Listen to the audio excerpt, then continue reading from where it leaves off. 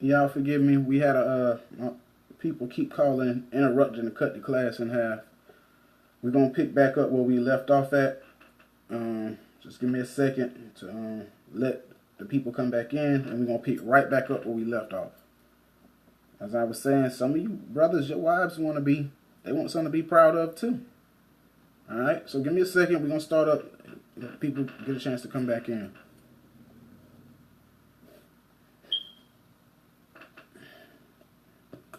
In the meantime, I'll play a little track or something so y'all don't have to sit here and just complete quietness. We'll go back to cost shots. What am I supposed to do? It's a struggle every day. We must teach the word to the youngins, cause they are the wave of the future. We gotta heal our nation. We gon' stitch it up like a suture. We are the light, so we set the trends. We go all out, we're not on the fence. Out with the old and with the new. Down with the ruach, I'm coming through. Ready for battle like a soldier. Hit it out of the park like Family Sosa. I give reverence to Jah, Toda. Y'all give me a second. Is it rolling?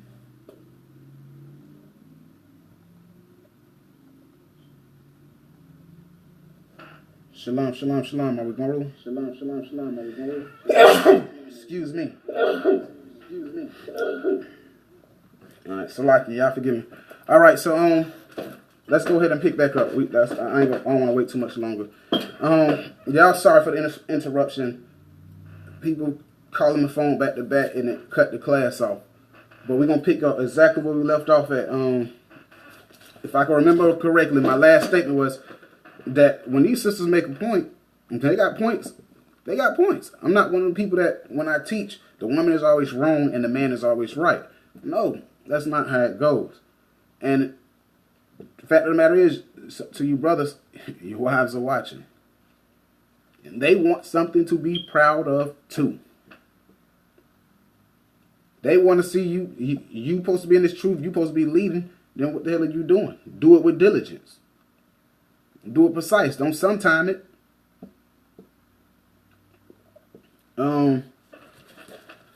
So now, let's go back to Tobit.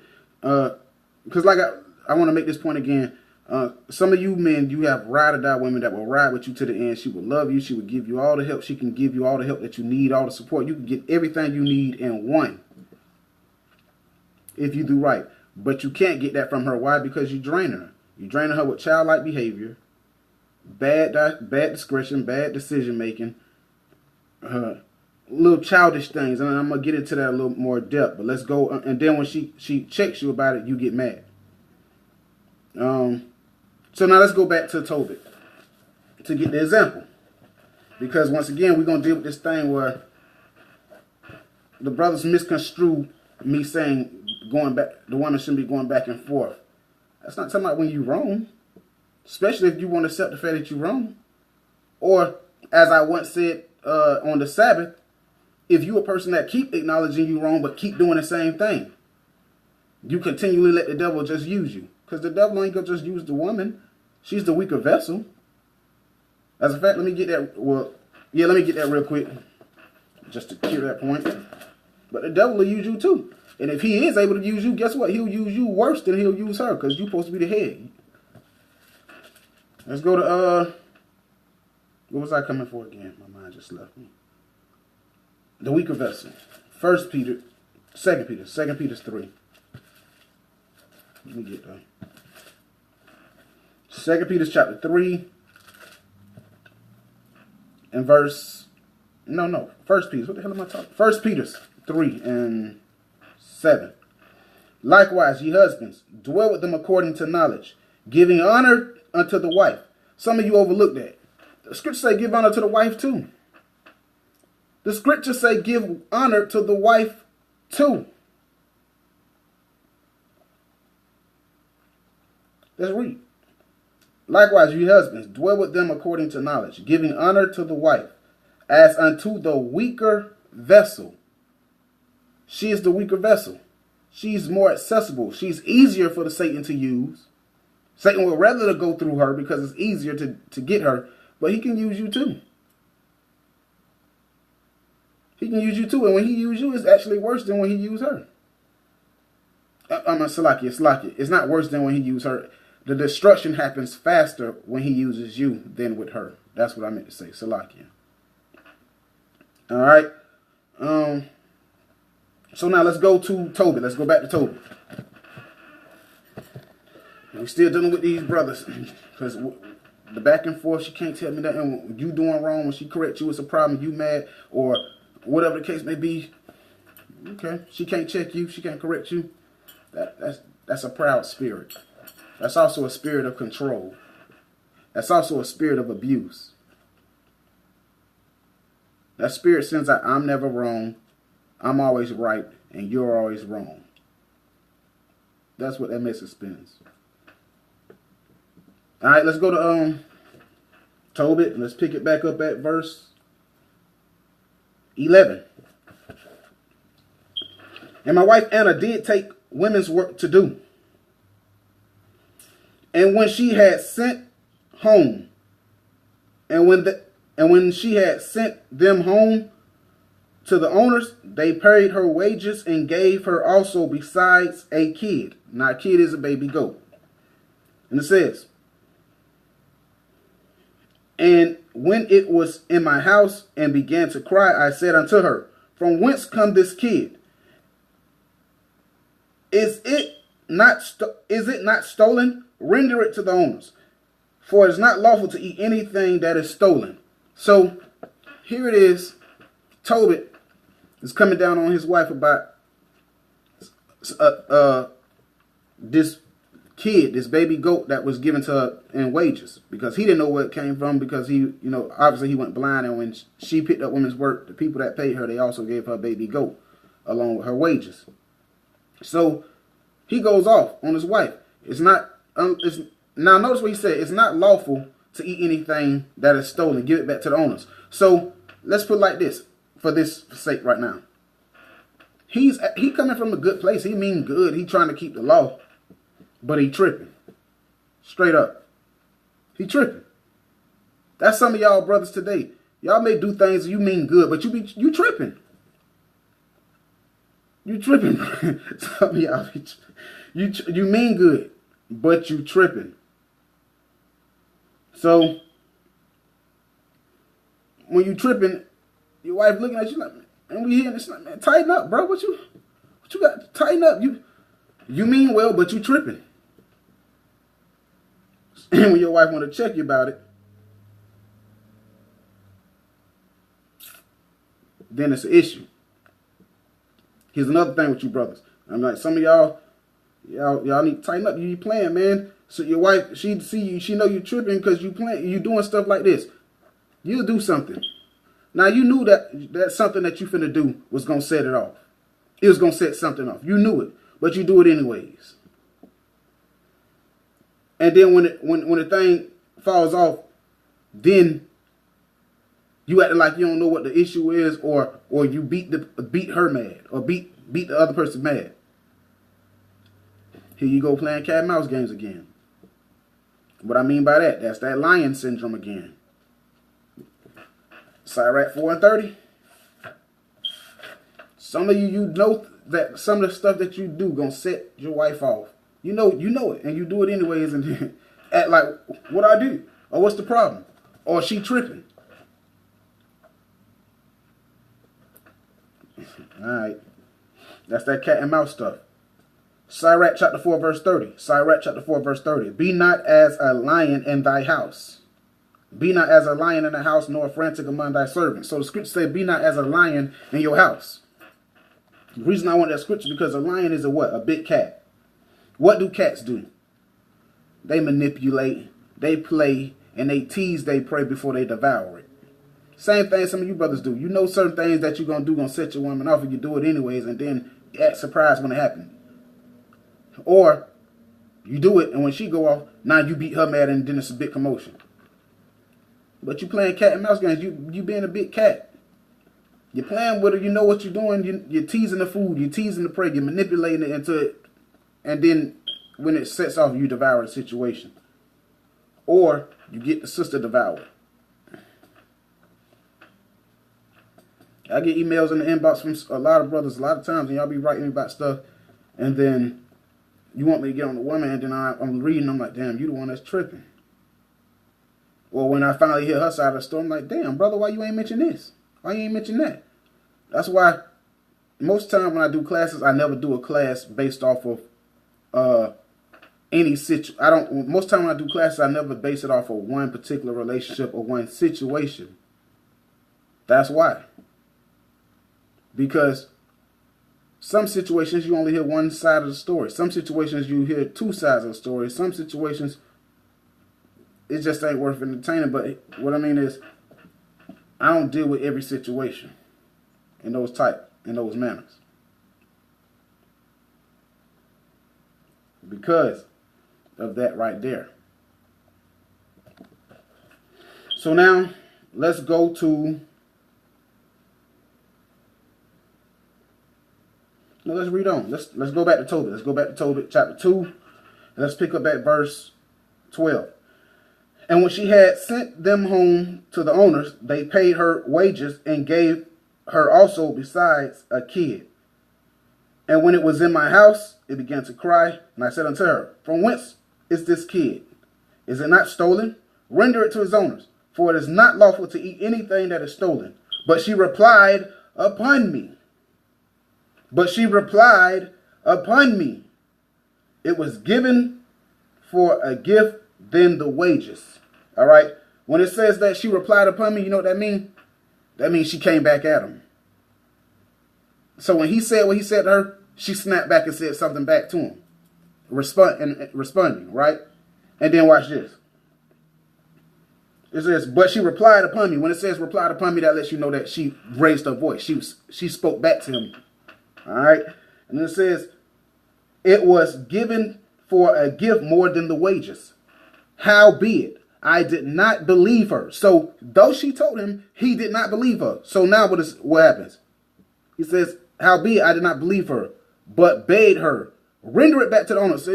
So basically said he didn't believe her. He said, give it back to the owners. Basically, he commanded and yelling at her to give that thing back, right? Watch what it says. And I was abashed at her, meaning he's yelling at her. But she replied upon me. So now what? She yelling back. So what is this telling you? They arguing. They going back and forth. Why? They going back and forth. This is what it said. So what it's showing you is that what? He said something, she had to get him a check. She went to correcting him. And they going back and forth now. Now, some of you today, when we read this, you don't see it. I'm showing you what? That woman's going back and forth with him. She's putting him in check now. She's correcting him. So now, guess what? They are arguing. They going back and forth, and she's standing her ground because what? She's right. But some of you can't be wrong. You will never be right. I mean, you will never be wrong. She is right, and she's arguing. She's going back and forth. And it says, so now, let me get something. Because once again, we got some of you brothers who what? Your wife could never do this. You would never allow your wife to do this. Why? No. Salakia. My eyes light done dim. I can't see them shades no more. All right, so now let's go ahead and read Proverbs 11:29, because this is gonna be you brothers who your wives can't seem to correct. Your wife can't correct you, because we read here clearly Anna was going back and forth with Tobit, correcting him. She was right, so she stood her ground when she said what she said. Proverbs 11:29. He that troubleth his own house shall inherit the wind, and a fool shall be his servant to the wise of heart. He that troubleth his own house shall inherit the wind. Y'all brothers, I'm going to tell you what it is. Some of y'all done got comfortable. Some of y'all really believe that these women won't get up and leave. All right, nigga. Keep playing. Some of y'all done got comfortable and really believe that these sisters will not get up and leave you. Keep playing. Keep playing, okay? Though the Bible say that she ain't supposed to, don't get it twisted. She will leave you. The scriptures is telling you, he that troubleth his own house shall inherit the wind. And she going to be A-OK too. And I'm going to prove it. Watch this. Go to, let's get Proverbs 14:1. Proverbs chapter 14, verse 1. Every wise woman buildeth her house, but the foolish plucketh it down with her hands. So a wise woman gonna build a house, but a foolish woman will tear her own house down with her own hands. Okay? Understand this. The woman has the ability to tear down her own house, right? That's not only the woman. You men can tear down your own house as well. That didn't only apply to the women. Let's prove it. Let's go to Proverbs 15:25. Proverbs chapter 15, verse 25. The Lord will destroy the house of the proud. The Lord will destroy the house of the proud. The Lord will destroy the house of the proud. You men, you proud men, who can't be wrong. Your wife can't tell you nothing. You're never wrong. You don't acknowledge the BS that you're doing. You are the proud. What the Bible just say. Oh yeah, and those who, we know the proud is also those who leave the commandments. The Lord will destroy the house of the proud, but he will establish the border of the widows. Case in point, what it's telling you is, you a proud man, the Most High is going to wipe you out. And that woman that you with, if she's righteous, she's going to be okay. She's going to be all right. The Most High going to establish her house. Case in point, I'll give you an example. Let's go to 1 Samuel 25 real quick.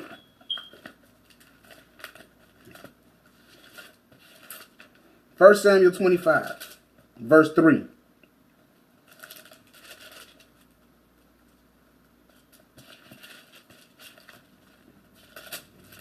First Samuel chapter 25, verse 3. Now, the name of the man was Nabal, and the name of his wife Abigail. And she was a woman of good understanding and a beautiful countenance. So this wife was a righteous wife. This woman was a righteous wife, Abigail. She was a woman of understanding, meaning she kept the commandments. And one of beautiful countenance, meaning she was a very beautiful woman. So she was not only beautiful on the inside, she was beautiful on the outside. And she was a God-fearing woman, right? So she's a righteous wife. But her husband, not so much.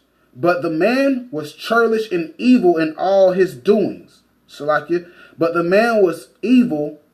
But the man was churlish and evil in his doings. And he was of the house of Caleb. A seller. Yeah, Caleb. I'm going to say that. All right. So it says that the man, he was evil though.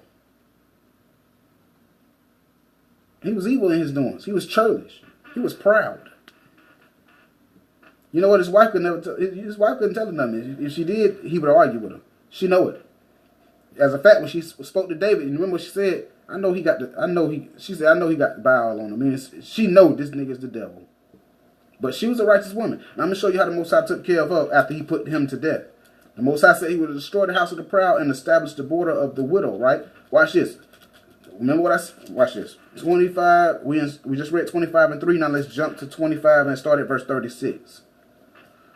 1 Samuel 25, 36. And Abigail came to Nabal, and behold, he held a feast in his house like the feast of kings. Feast of the king, and Nabal's heart was merry within him, for he was very drunken. Wherefore she told him nothing, less or more, until the morning light. But it came to pass in the morning, when the wine was gone out of Nabal, and his wife told him these things, that his heart died within him, and he became as a stone. And it came to pass, about 10 days after, the Lord smote Nabal, that he died. So now Nabal just died. The Lord killed him. Verse 39. And when David heard that Nabal was dead, he said, Blessed be the Lord that hath pleaded the cause of my reproach from the hand of Nabal, and kept his servant from evil. For the Lord hath returned the wickedness of Nabal upon his own head. And David sent and communed with Abigail to take her to him to wife. And when the servant of Nabal, when the servant of David were come to Abigail to Carmel, they spake unto her, saying, David sent us unto thee, to take thee to him to wife. And she arose and bowed herself. And she arose and bowed herself and bowed herself on her face and bowed her face on the earth and said, Behold, let thy handmaid be servant to wash the feet of the servant of my Lord. And Abigail hasted and arose and rode upon an ass with 5 damsels of hers that went after her. And she went after the messengers of David and became his wife. So what is it showing you? That if you are a husband and you are being proud, your wife can't correct you, whatever the case may be, right? Situations, the Bible is telling you the Most High is going to put you to death. And guess what? You ain't got to worry about her. She's going to be fine. The Most High put Nabal to death and gave Abigail to David. She was fine. She was taken care of. You ain't got to worry about that. All right? Watch this. Let me go to Deuteronomy. I'm going to show you. The Most High has always established borders for the widows. The widows are going to be taken care of. So you brothers who ruling these wives wrong, don't think the Most High won't wipe you out. Because he already established ways for them to be all right. She going to be fine. Watch. Let's go. We just read what happened with the example with Nabal and Abigail. How when Nabal, Most High killed Nabal and gave Abigail to David. Now watch this. Let's go back to when it was tithing. Deuteronomy chapter 14, verse 22. Deuteronomy 14:22 says what? Thou shalt surely tithe all the increase of the seed of the field, of the seed, increase of thy seed, that the field bringeth forth year by year. And thou shalt eat before the Lord thy God in the place where he shall choose to place his name. There the tithe of the corn, the tithe of wine, and of thine oil, and of the firstlings of thy herds, and of thy flocks, that thou mayest learn to fear the Lord thy God. Let's jump down to the point. 26, and thou shalt bestow that money for whatsoever thy soul lusteth after, for oxen, for sheep, for wine, for strong drink, and for whatsoever thy soul desireth. And thou shalt eat before the Lord thy God, and thou shalt rejoice, and thou shalt rejoice thou in thine household. Verse 27. And the Levite that is within thy gate, thou shalt not forsake him, for he hath no part nor inheritance with thee. At the end of the year thou shalt bring forth all the tithe of thine increase the same year, and thou shalt lay it upon thy gates with the Levites, because he have no part in inheritance with thee. And the stranger, and the fatherless, and the widow, which are within thy gates, shall come and eat and be satisfied, that the Lord thy God may bless thee in all thy works which thou doest in thy hand. What am I showing you here? That even when we was back in the Deuteronomy at tidings times, the Most High had something established for what? To make sure the widows would be okay. So what I'm showing you is the Most High has always established something for the righteous widows. So she gonna be all right. What you better do is stop making that woman life hell before the Most High kill you, and give her to somebody who gonna treat her right. That's my message for today, man. You brothers, tighten up, man. Tighten up. Like I said, this is a 2-part class. You got to watch the first part and then watch this part to get the class in its entirety. I pray y'all got something from it. Shalom, Most High in Christ. Shalom, Most High, and Amashiach. Bless.